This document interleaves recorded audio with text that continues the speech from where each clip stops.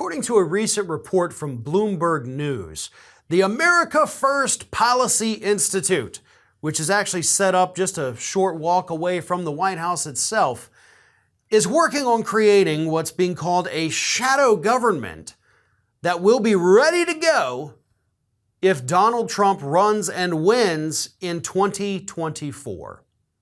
And this group, this little shadow government, as they're calling it, does include plenty of former members from Donald Trump's cabinet and his administration. Let me read this.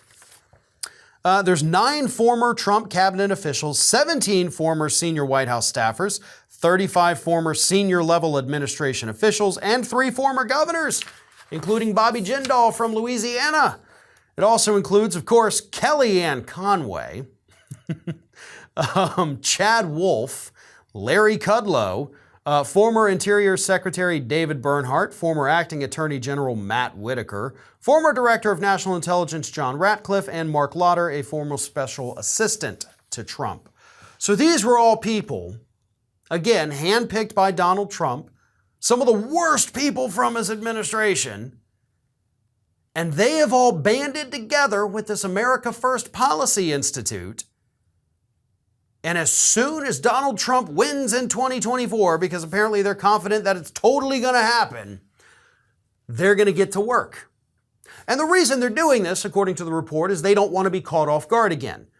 Because apparently none of them expected to actually win in 2016. So when they did defeat Hillary Clinton, thanks to the Electoral College, they were kind of caught flat-footed, didn't know what to do, who to pick, where to go, how to do it. This time they're hoping to make the whole thing that much faster. And in the meantime, the America First Policy Institute, according to this report, is currently working on proposals for the Republican Congress should they retake the House after this year's midterms. So they're working on legislation that they would like to see these Republicans pass before the 2024 presidential election.